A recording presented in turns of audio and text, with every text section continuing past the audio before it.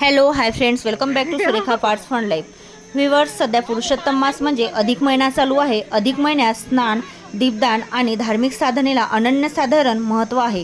तीर्थक्षेत्राच्या किंवा पवित्र नदीच्या पाण्यात स्नान केल्याने शारीरिक शुद्धीसोबतच आत्मिक शांती लाभते. आज आम्ही आंघोळ करण्यासाठी वर्धा जिल्ह्यातील देवळी तालुक्यात असलेल्या कोटेश्वर या स्थळी आलेलो आहे, ज्याला विदर्भाची काशी म्हटले जाते. कोटेश्वर या स्थळाचे वैशिष्ट्य म्हणजे या धार्मिक स्थळी वर्धा नदी ही उत्तर वाहिनी आहे. नदी मंदिराला जणू प्रदक्षिणा घालत पुन्हा पूर्व पश्चिम दिशेने वाहते.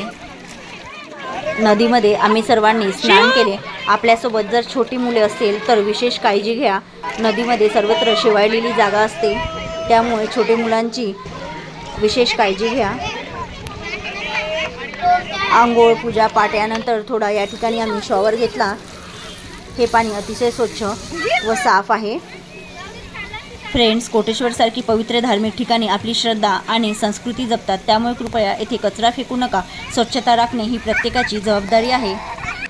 स्नान झाल्यानंतर आम्ही मंदिर परिसराकडे चाललो आहे. हे मंदिर सुमारे 4000 वर्षापूर्वीचे प्राचीन हेमाडपंथी शिवमंदिर आहे. अशी आख्यायिका आहे की प्रभू श्रीरामांचे गुरु वशिष्ठ ऋषींनी येथे 1 कोटी आहुतींचा यज्ञ केला होता. त्यामुळे येथे विराजमान असलेल्या शिवलिंगाला कोटेश्वर हे नाव प्राप्त झालेले आहे.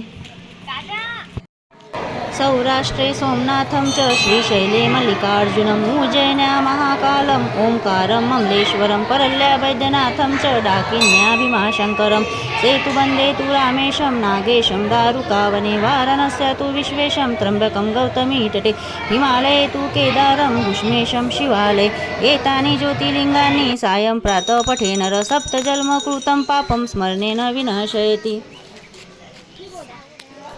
हनुमान मंदिरच्या समोरच्या भागाला आपल्याला या ठिकाणी थोडं नाश्त्यासाठी कच्चा चिवडा, भजी, शेव देखील मिळेल.